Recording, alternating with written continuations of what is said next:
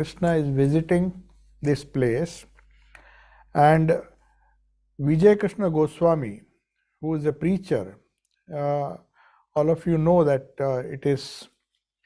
it was in those days, he was an official preacher, he was a paid preacher.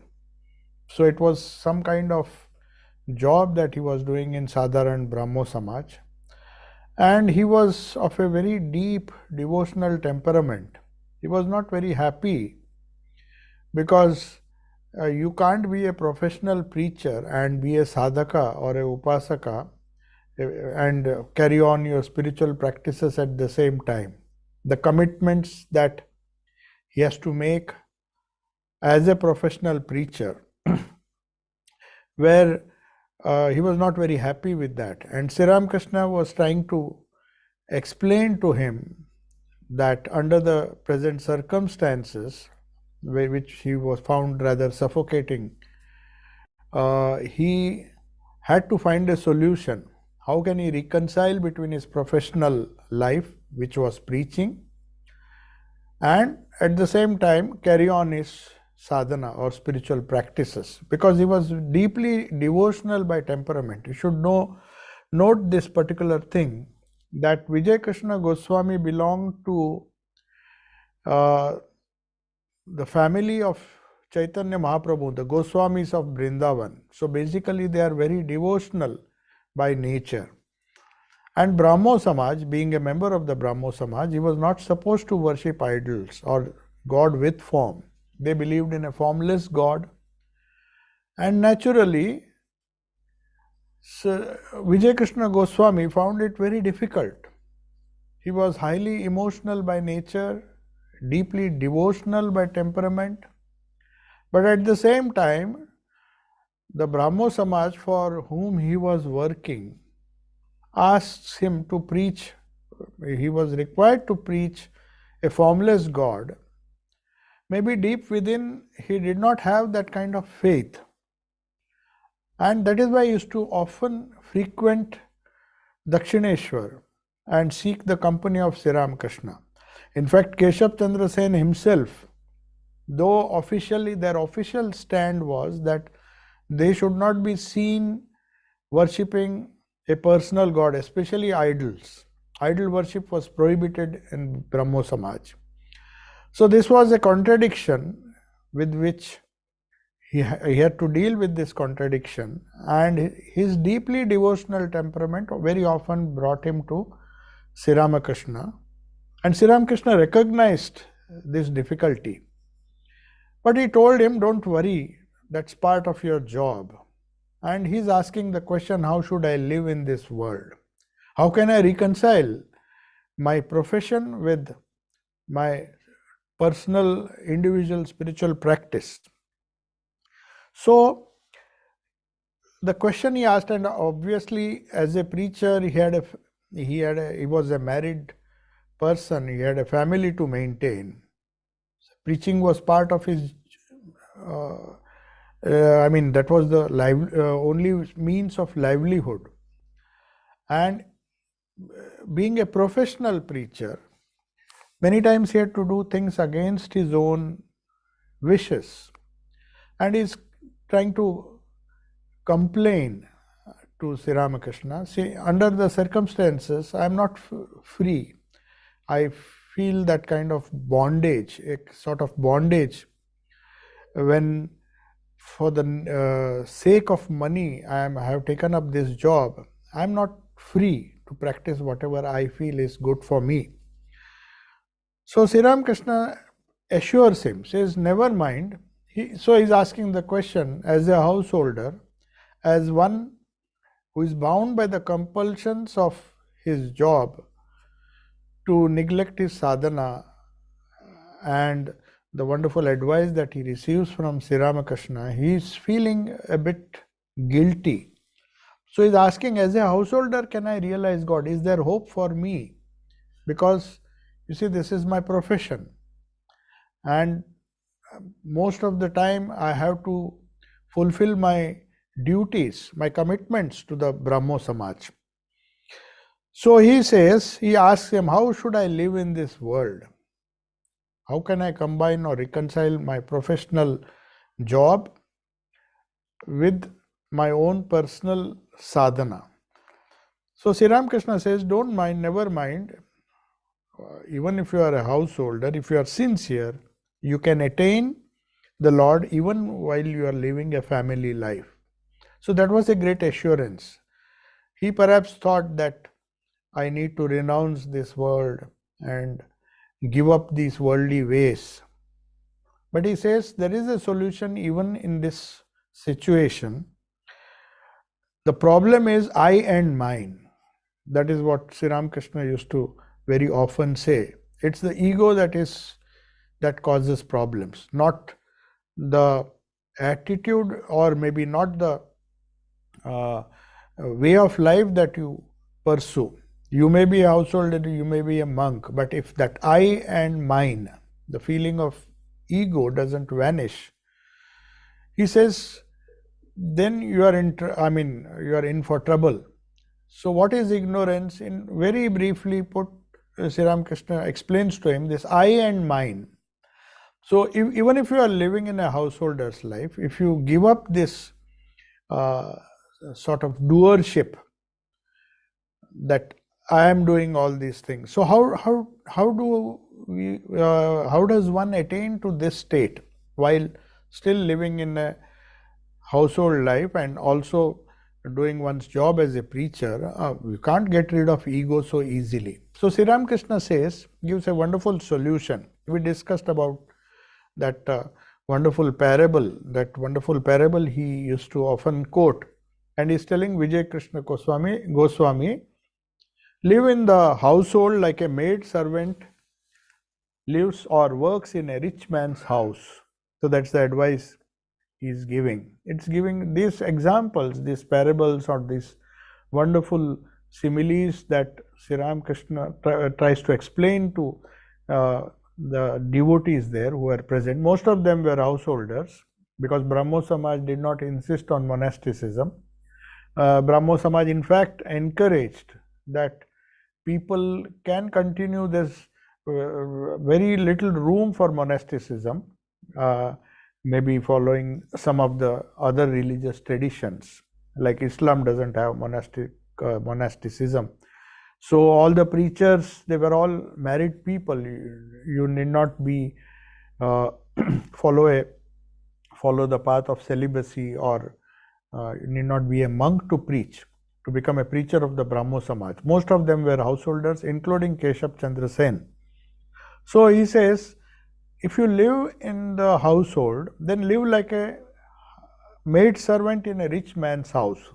So it's a beautiful simile, beautiful example, or he's giving. He says she attends to all her duties in her master's house, and she brings up the master's children and calls his son her Hari. Hari is a very common name given to boys. She says she always refers to the children of the master, or children of that rich man as my Hari, though she knows for certain that this is not my child. Her child, she says, Sri Ramakrishna says, she knows quite well that it is not her own house, nor is the boy her son. She attends to all her duties, but inwardly her mind dwells on her native village. Similarly, native village where her children and husband and all live. But she is working in this house. She considers everybody in that household to be her own and addresses them as such. The boys there calling him my Hari. But she knows, and her mind is still dwelling on her real son or real child who is in the native village. Similarly, Sri Ramakrishna says, perform all the duties. Maybe circumstances have forced you to live within a certain family, but you should always think that you are working as if a housemaid is working in a rich man's house, but your real allegiance is to God. So keep your mind fixed on the Lord and know that your home, your own home, your wife and the son, none of them are really yours. They are all His, and you are merely His servant, the Lord's servant. So He says, for householders like you, I ask you all to have mental renunciation. It's the spirit that really matters. It's not formal renunciation that you need to have. I don't ask you to leave home. You can attain God if you live unattached to your family and seek Him sincerely. So the main point here Sri Ramakrishna is making, giving this example, is just as that housemaid or that maid servant does everything with great love, attention, and with so much of concern towards every member of the family, because that is her duty, that is her profession, she is paid for that. But at the same time, in the heart of her heart, her mind is always on the child she has left home, who is living in the native village. Very often these housemaids have to sacrifice, they have to leave their children and their family just to earn a little money to support their family, and they have to stay away from their family. So that's very common, especially in aristocratic houses in Kolkata. They used to have a lot of housemaids who used to, and obviously they cannot bring their family to the city, they would be living in some remote village. So just as this housemaid's mind was fixed on her children, she was always worrying about her children, her family, but she was more concerned about them. But at the same time, she was doing all her duties and attending to all the duties she was supposed to do in the family of her employer, as if they are her own. So there is attachment, no doubt. Without attachment, without that kind of love for that the child of the employer, Hari or whatever his name is, she cannot do her duties properly. Not that she is neglecting it, just because detachment doesn't mean that you are not attached. In fact, many people think when they often quote the Bhagavad Gita, which says karmanne vadikaraste ma phaleshu kadachana. It is very often translated as, don't be attached to the fruits of whatever you do, whatever karma you do. That's a very wrong interpretation. In fact, in Swamiji's Karma Yoga, very clearly he says, the problem here is, if you are not attached to fruits of your actions, if you take it literally, what Bhagavan Sri Krishna is telling Arjuna is, don't be attached to the fruits of your actions. Many people misunderstand it and say that if we are not to get attached to the fruits of our action, then we can act in any way we like. We can do whatever we like. Whether the job is well done or not, we should not be bothered. Then this misunderstanding may lead to the job, the karma that you are performing, the work that you are doing. There may be a tendency to do that carelessly. That's not what this means. You do it with full attention, as if you are fully attached to it.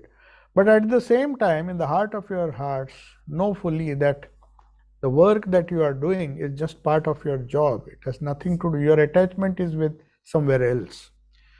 So just as this housemaid or this maid servant's attachment was towards her own family and children who are living far away in her native village, but at the same time she is not neglecting the duties she is supposed to do as a maid servant in the employer's house.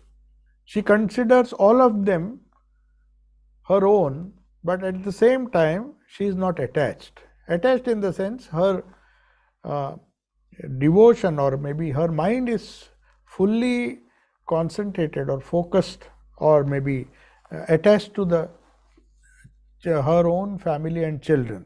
Similarly, says you replace your family and children with God. So if you have a God-centered mind, and with the rest of the mind, in fact Swami Brahmanand used to say, if you give 3/4 of your mind to God, with the remaining one fourth of your mind, you can do the day-to-day duties perfectly. There will be, in fact, the quality of your work will improve, provided the other three-fourths is fully focused or concentrated on God. Because there's nothing to divert your attention. In fact, when we do our job, nobody can work with 100% attention.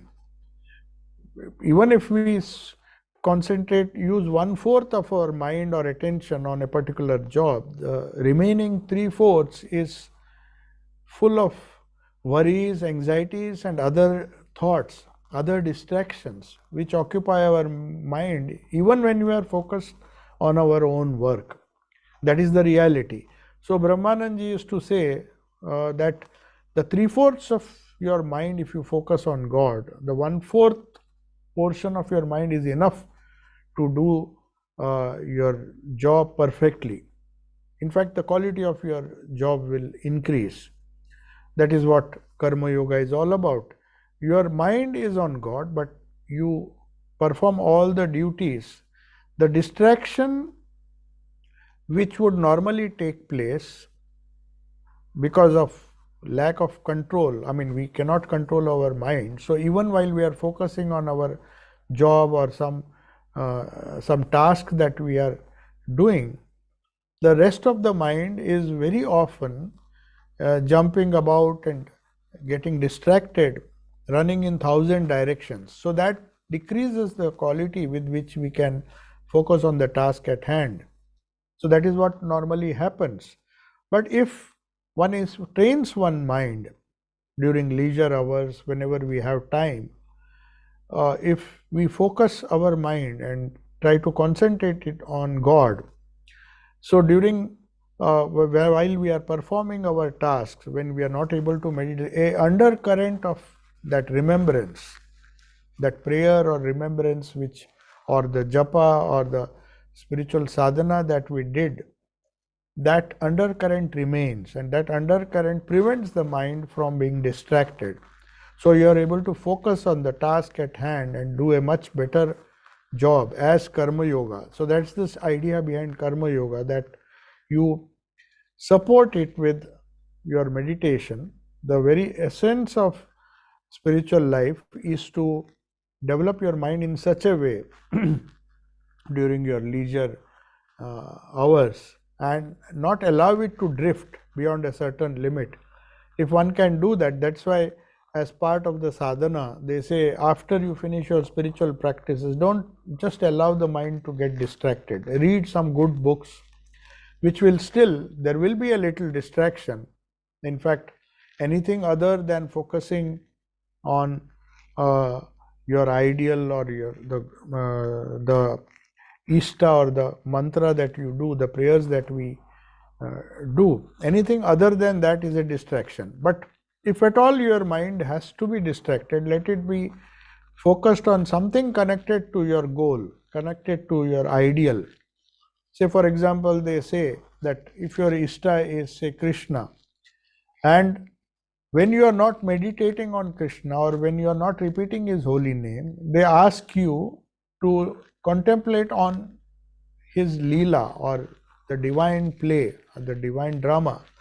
That's the function of these scriptures. Bhagavata is the divine life of Sri Krishna.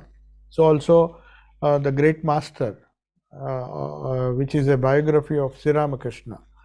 It has been retranslated now by Swami Chetanananda as the divine play. That is the literal translation actually. Leela Prasanga. Leela Prasanga means the divine play of Sri Ramakrishna.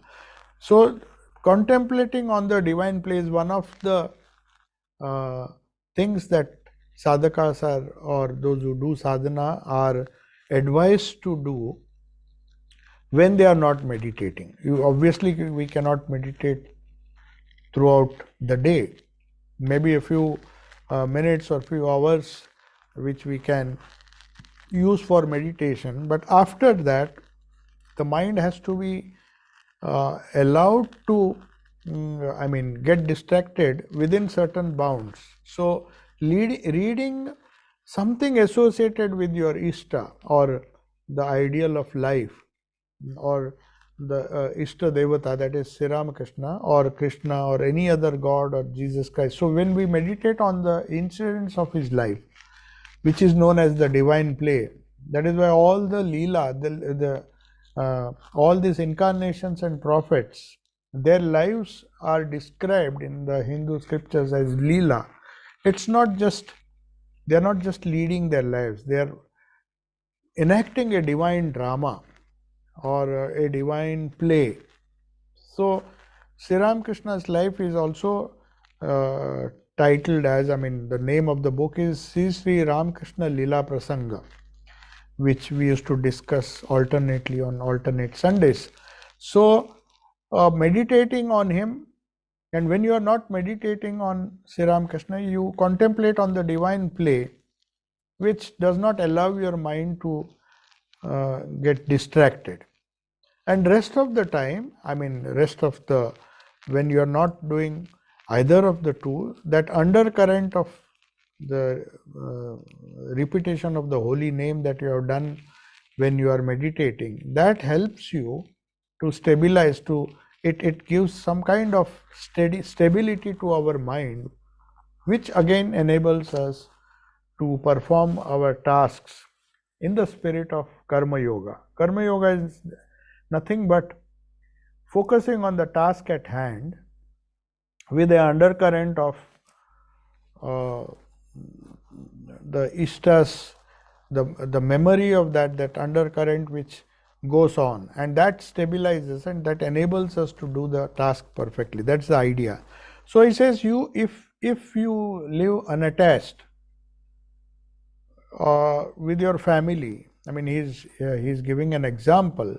No doubt you are living in a household, you have duties towards your family, but it doesn't really matter as long as you don't get attached to that me and mine. They are not I belong to God, the family belongs to God.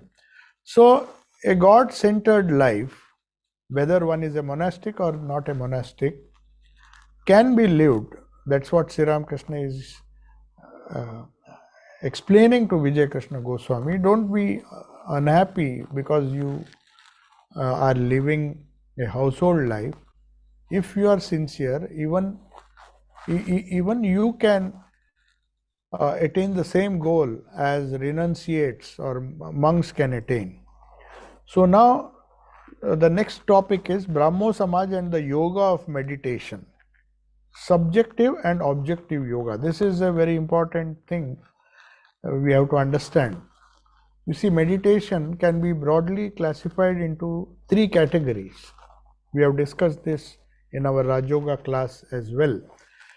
All the traditions of meditation that we have in this world, more or less they all fall in these 3 categories.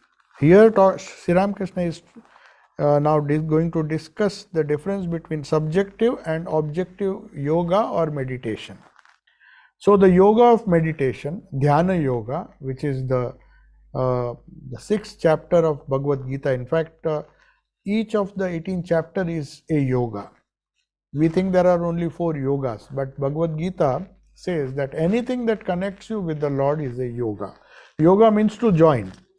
So when the individual soul joins with the Supreme Soul or God, that is yoga. How you do it?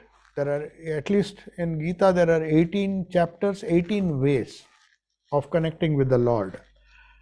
And as I very often have mentioned, that even the first chapter, which is known as Vishada Yoga, can also be a yoga. So some depression that we face in life, Vishada means some kind of depression, some kind of anxiety, some kind of fear which Arjuna had in his life.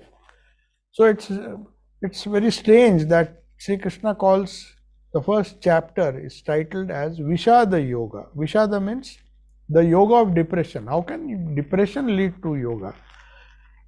Just as the other 17 chapters, there is Dhyana Yoga, Karma Yoga, different verses of the Gita have been classified, 700 verses, into 18 chapters. Each method or each pathway is a yoga. So in that sense, Sri Ramakrishna is classifying yoga of meditation into subjective and objective yoga. So what does it mean? He is giving examples. A wonderful statement he is making here. And to understand that, we have to first understand what do we mean by subjective, objective, and yoga, or subjective meditation, objective meditation. And there is a third one, which is which can be called as process meditation, which is what Buddhism teaches, because they don't believe in a God. There's no subject, there is no object for them, because God doesn't exist. There's no subject as well, because they say we are not very sure about the nature of the soul. In fact, some people go on to explain that there is no soul as such, because it's shunya. They call it shunyavada. Nothing exists, everything is temporary. So it's like, so there is no subject, no object.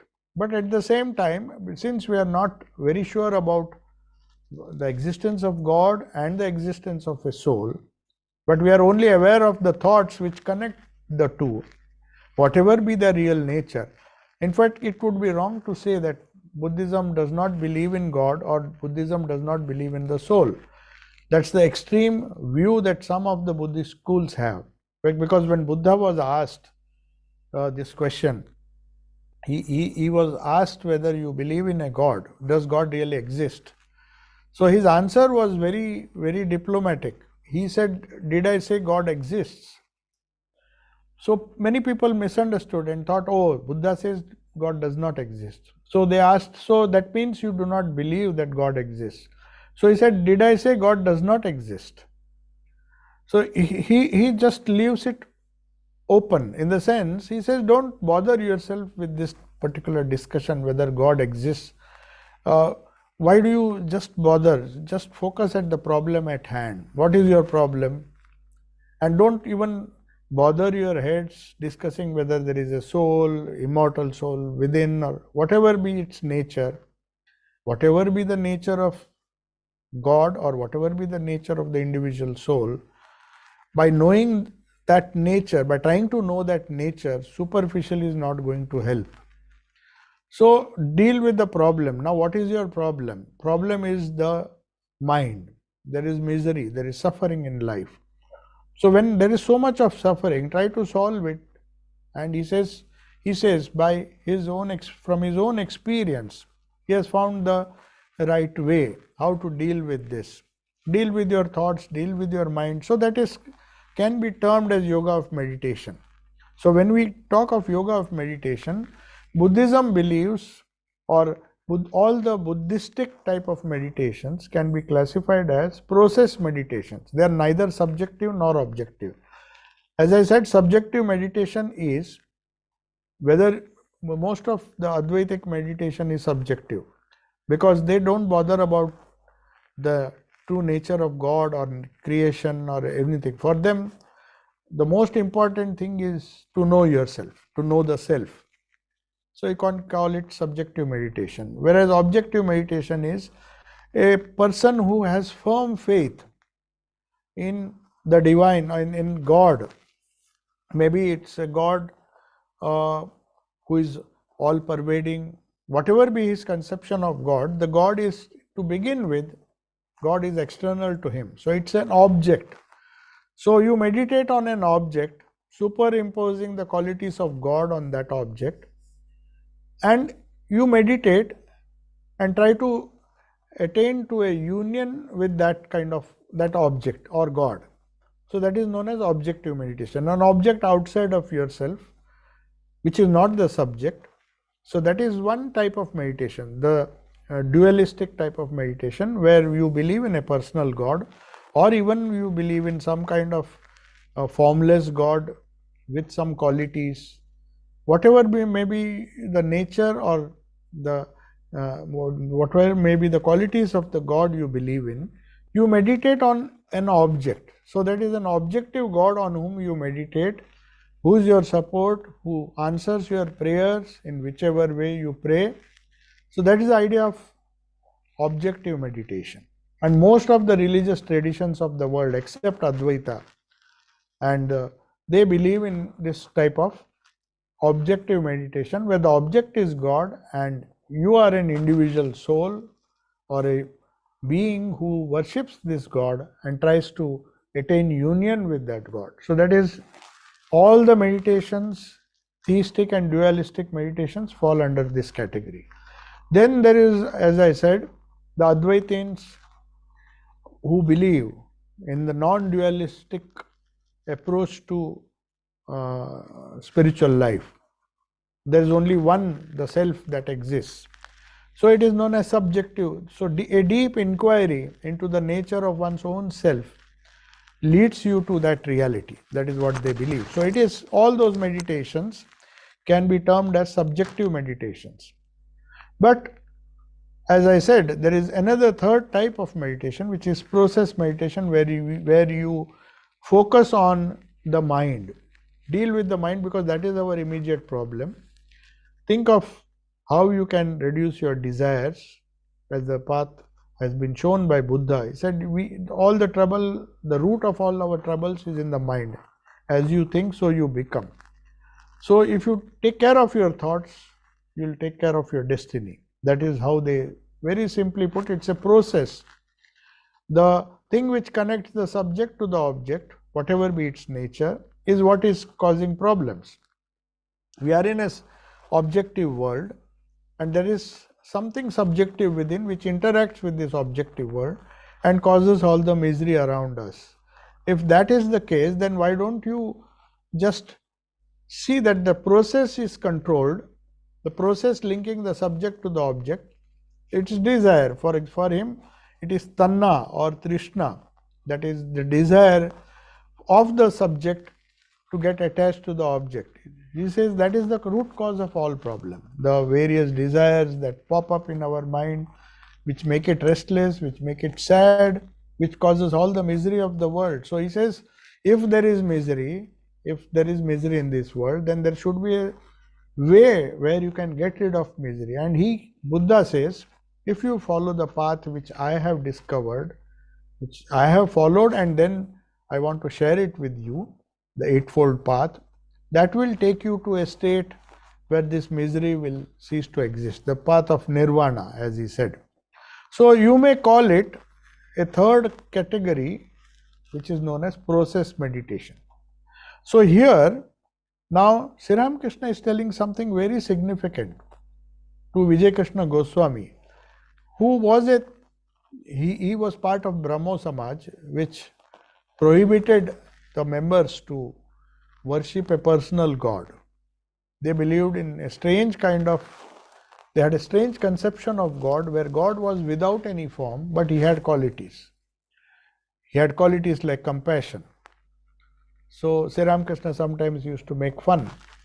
The moment you say compassion, then some human being or some being is involved. How can you have compassion if you don't have a form? How can a formless God have compassion? If he is formless, then he should be without qualities. But anyway, that was their conception of God. And their idea was, you have to imagine that, meditate, all the prayers of Brahmo Samaj. And Sri Ramakrishna did not criticize them. He in fact attended all their prayers. Because Brahmo Samaj was an attempt. They thought at the root of all evil is this idolatry, the worshipping of idols. So they took some ideas from Islam, they took some ideas from Christianity, from the Semitic religions, they took the Upanishads, the all-pervasive aspect of God, but at the same time formless. The only thing they hated was that don't superimpose that God on an image, which of course Sri Ramakrishna did not agree, because he was all inclusive in his approach to spiritual life. He accepted form, God with form, God without form, God with qualities, God without qualities. All the aspects are different aspects of the same reality. But these Brahmo people believed in a formless God, but with qualities like compassion and other things. So he is telling Vijay Krishna Goswami, I used to meditate. Sri Ramakrishna is giving his own example. He says, I used to meditate with my eyes shut. Normally, the first thing they ask you to do is close your eyes and meditate. Has anybody heard of open-eyed meditation? But here Sri Ramakrishna is introducing that concept. He said, I used to meditate with my eyes shut. One of the reasons why we close our eyes, we can't shut our ears unless we put some plugs, but at least we can close our eyes. So there's one less organ which can distract us, the sight. Sound will still be there unless you block that sound. So the idea is, the less the distraction, the more you can meditate on, you can visualize within your heart or outside, wherever it is. Meditation, normally all the techniques of meditation ask you to close your eyes. But Sri Ramakrishna says, later on I asked myself, now you see, he's like a true scientist is asking, am I meditating only with my eyes shut? Can I not meditate when I open my eyes? Now this is a real scientific approach to the whole technique of meditation. So he says, I asked myself this question. I used to meditate with my eyes shut because that's part of the tradition I was taught. But I also asked myself whether Lord is present when I shut my eyes and He is not present when I open them. So that was the question he is asking himself. He asked himself.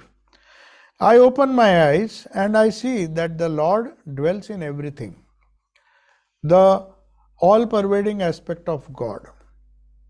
So there is another term used for God. In Hinduism or Vedanta, there are so many aspects, so many ways of looking at God. One is the all-pervading aspect, another is the Antaryami, the inner controller. Some strange power that controls every one of us within our hearts. As Jesus said, the kingdom of God is within you. So what did he mean? He meant that inner controller, that God that inspires everybody and is part of the creation. So he says, when I open my eyes, I see that same Lord, see that the Lord dwells in everything. He pervades man, he pervades birds, beasts, plants and trees. He manifests in the sun and the moon, in water, on dry land, in everything. So here, Sri Ramakrishna is trying to reconcile these two basic differences in the meditative technique, in the meditation techniques, the subjective as well as objective. So one way is to go deep within and try to visualize that Lord within. But at the same time, when you open your eyes, when the focus is not within but the focus is without, you try to imagine or superimpose that same divinity on everything else around you, trying to see the God in man or God in creation. That's the idea. So he says a complete picture or a complete realization would be to see God both within and without. So he begins with this fundamental question that does God only exist when I close my eyes? Why am I closing my eyes and meditating? Of course, that is a good technique to begin with till the mind is under control. It doesn't mean that you should not close your eyes, but closing of eyes is just a means to an end. But the end is to see God everywhere, all pervading. That's why he says, is he not present when I open my eyes? How can God vanish? I meditate, when I close my eyes, maybe I see him deep within. But at the same time, when I open my eyes, I should see him all pervading. The same God manifesting as the birds, the beasts, he pervades everything. So now is the next paragraph he says, is explaining his preference, or maybe he is saying that though we have to see God everywhere, that attitude or that experience can come only when you have meditated within. So you begin by shutting your eyes, but at the same time, at the culmination of your meditation, you extend that vision to everything around you. So he says, why do I like Shivnath? Shivnath was one, he was a co-preacher. I mean, he also was one of the preachers, and Shivnath and this Vijay Krishna Goswami, they differed and they started different organizations. Shivnath did not agree with many of the principles, so there was Sadharan Brahmo Samaj. So there was a split even while Keshav Chandra Sen was there. But anyway, Sri Ramakrishna did not bother. They may belong to this fold or that fold. He had or belong to any religion, any following any path. As long as they are sincere to their own path, Sri Ramakrishna used to praise them. So here he says, why do I like Shivnath? He is telling Vijay Krishna Goswami. Because he has meditated on the Lord for so long. He who meditates on the Lord has his substance and God's power in him. So he is trying to explain that whatever may be the nature of meditation, whether you meditate with closed eyes or open eyes, or whether you meditate on with God with form, without form, any kind of meditation gives you you become a conduit of God's power. The very process of meditating connects you to the Lord in such a way that you have access to the universal aspect, the cosmic mind of the Lord. That is the idea. So Lord's power, Lord's substance and power means by connecting oneself. That is how these theistic religions, they say everything happens by the will of the Lord. What do they mean? That when you connect to the Lord, physically or mentally at least, or in a spiritual sense, you gain access to that infinite source of energy. The more limited you are, the more exclusive you are, the less power or less energy you possess. So with an inclusive attitude, when your attitude becomes all inclusive, then you get access to that infinite energy, that infinite cosmic reality, which you call as God. So he says, he who meditates on the Lord has God's substance and God's power in him. And he who sings well or plays musical instruments well, anybody who is expert in any branch of knowledge, has divine power within. Now this is a very important thing. Sri Ramakrishna in his own life, if you see, wherever he heard that there is a great scholar or there is a great musician, in fact when he went to Banaras, he heard that there is a exceptionally wonderful veena player. Veena is a very traditional instrument, which is a very ancient instrument. So he had heard that there is a veena player who plays veena wonderfully well. He is one of the best veena players, musicians of India. So he took so much of trouble to just go to him and meet him. He said, I want to meet him. There was nothing obviously spiritual. He was not a saint or anything.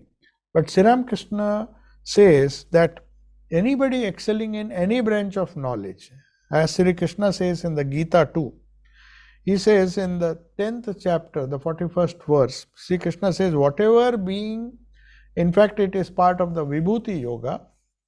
Vibhuti Yoga is the 10th chapter of the Gita, where Sri Krishna tries to give Arjuna a glimpse of his glory. He says, I can't fully give the glimpse explain the Lord's glory in full, but I can give you a hint. So in that chapter, you find all the verses, anything that is great in a particular species, whoever is great in a particular species or group, the greatest among them is, Sri Krishna says, the divine power is more manifest there. So that is the 10th chapter, which is also known as Vibhuti Yoga, the yoga of whatever glory of the Lord that you see around you, that is what Vibhuti Yoga means. All the glories of the Lord, though they may not explain the complete power and glory of the Lord, but they say that will give you a hint. Meditating on these glories will help you to meditate on the real glory of the Lord. So with that idea, that is also considered to be a yoga. So here he says Shivnath, in fact, I like him because he meditates. So do I like only people who meditate? No, he says anybody who is great or who has acquired some skill or who is an expert in any branch of knowledge, spiritual or secular, he says he is worthy of reverence, he is worthy of worship because he has some divine power. He is manifesting more of the divine. There are many players who play Veena, but the best among them is special because he is manifesting more of that divine glory, even if it is a secular thing. So he says anybody who excels in any field, he has divine power within. So you find Shivnath among all the people who come here, most of them may be superficial, but Shivnath meditates a lot. So I like to meet him because he is manifesting more of the Lord's glory by meditating more on him. So he has developed an expertise or a skill in this field of meditation. Apart from that, any other field, if somebody excels, the Gita says this too. That is, Sri Ramakrishna is referring to the 41st verse of the 10th chapter, which says, whatever being is glorious, prosperous or powerful, know that to have sprung from a spark of my splendor. So Sri Krishna says, my means God's splendor. So God's splendor manifests itself more in these great people, somebody who manifests that greatness to a great degree. So he says, the Chandi also says, Chandi is another scripture which describes the glory of the Divine Mother. So he says, Chandi also says that one who is endowed with exquisite beauty has substance too, has God's power in him. So you know those famous verses which are often recited, Ya Devi Sarva Bhuteshu Shakti Rupena Samstita, means you manifest yourself as power, you manifest yourself as beauty, you manifest yourself as holiness, you manifest yourself as compassion. So whatever is great in the different aspects of human nature, whoever manifests them to a very great degree, he is worthy of respect, worthy of, there is that divinity which is shining through him. So he is quoting both the Gita and the Chandi, and he says to Vijay, what a mood Kedar has developed. Kedar is another devotee. As soon as he comes to see me, he begins to weep. His eyes are always full of tears, like the chanabara soaked in syrup. That is a sweet meat. It's made of fried cheese. So whenever he hears some prayers or some songs, devotional songs, he starts shedding tears. That means just like that sponge, fried sweet meat made of fried cheese is dipped in syrup. So for him, he says, when I see Kedar, whenever he comes here, he's so full of devotion that he weeps when he hears the name of the Lord. So he says, what a wonderful nature he has developed, what a wonderful devotional temperament he has developed. Then Vijay also says, in Dhaka, we only talk of you. He is now very eager to see you. So Kedarnath Chatterjee, that is the person whom Sri Ramakrishna was referring to, he belonged to the Dhaka, that was once part of India, but now it is part of Bangladesh. So he had come all the way. They used to come. It was very easy to visit Dakshineshwar in those days. There was no border. So he used to come, and Kedarnath Chatterjee, a great devotee, was in Dhaka on government duty. Maybe he belonged to the western part of Bengal, but he had gone there. So now and then he would miss Sri Ramakrishna and come all the way to meet him, and he was full of devotion. So Vijay Krishna Goswami also used to go to Dhaka now and then for his preaching work, and he met him there, both being devotees of the Lord, though strictly speaking, he had to preach that there is no God with form. but deep within he was extremely devotional. So both of them enjoyed each other's company, Kedar and Vijay. So Vijay says, in Dhaka we talk only of you. He is now very eager to see you. He is missing you. After some time, Thakur rises, Sri Ramakrishna rises, the Brahmo devotees salute him. Sri Ramakrishna returns their salute, he gets into the carriage. He is to go to Adhar's house for the darshan of the image of goddess. Adhar Sen is another devotee who was, it's a place other than Balram Bose's house where Sri Ramakrishna used to frequent. We all know that other than his own room in Dakshineshwar, Sri Ramakrishna hardly visited any, he was not very keen to visit the devotees, but there were two or three exceptions. One is the house of Balram Bose. He says it's a rare family where you will find everybody. Normally, he says it's so rare to get a family where all are equally devoted. He says one or two families I have seen, and one of them was Balram Bose. So Sri Ramakrishna seems to have visited that house, which was in Calcutta, because many people could not come to Dakshineshwar. So very often he would go in a carriage, visit visit Balram Bose's house, and tell Balram to invite those who are nearby, who could not afford carriage fare to go to Dakshineshwar, so that they get the benefit of his holy company. And Balram Bose was so generous that he said, whoever comes to for that satsang, you have to feed them. And he very kindly obliged and used to feed whoever came to his house. He was, of course, a rich person. He had a lot of landed properties.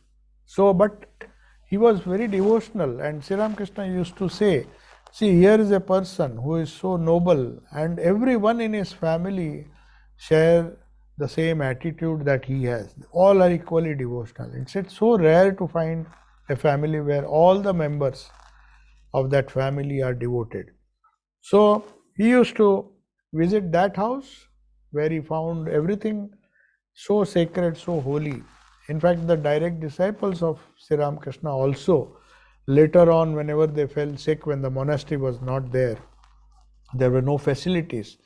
Swami Adbhutananda and all, they used to go and get their treatment, and there were some rooms reserved for these monks. So he was so noble and so kind that Sri Ramakrishna loved that house, Balram Mandir. Now it is a center of the Ramakrishna mission. The descendants of Balram Babu had all passed away. So the last living person handed over that whole house where Sri Ramakrishna seems to have visited for more than 100 times he has visited. So that was the house which now is converted into a monastery. It's known as Balram Mandir. It's in Calcutta. The house where Sri Ramakrishna visited for more than 100 times. That's what the record says. But there was another house, Adhar Sen, who was also a magistrate working for the then British government as a magistrate. He was a very, very senior officer of the government. But Sri Ramakrishna somehow had a great love for him. His house was also frequented, at least there is a record that he frequented it more than 10 times. Other houses he might have gone casually once or twice, even when he visited Keshav Sen, Vidyasagar, but they are just few visits. So he rarely went. Most of the people came to Dakshineshwar. He never liked to leave that place. But if at all he went to Calcutta, he had 2 or 3 places where he used to frequent. And one of those houses were Adhar Sen's house. In fact, Adhar Sen was a magistrate, but he was so devoted to Sri Ramakrishna that though he was a very extremely busy person, being a magistrate, he had so many responsibilities, but somehow he used to manage and find some time and visit Sri Ramakrishna at Dakshineshwar. So he was very fond. So sometimes he used to go to his house and he used to invite a lot of people to his house, like Balram Bose. So, but that description is not given here. He, after leaving this Brahmo Samaj, Vijay Krishna Goswami. After that, he goes there to Adar Sen's house, and then the next topic is Sri Ramakrishna is in Ram's house. So we will not begin it today. It's already, we are running short of time. So Ram is Ramchandra Datta, and the day was Sunday, 20th September 1884, which was the day Durga Puja or Maha Ashtami day of the Durga Puja was being celebrated. Most of these Bengali homes, especially the aristocratic homes, they used to have their own puja. They had their small shrine, but they used to have a public celebration and invite hundreds of people to take part in the festival of Durga, which is known as Durga Puja, and it was Ashtami day, and Sri Ramakrishna, after having a darshan of he first went to Adar Sen's house, then he has come to Ram's house to attend the celebration. So we'll discuss it in our next class. If there are some questions, you can ask. Yeah, and we have a few minutes.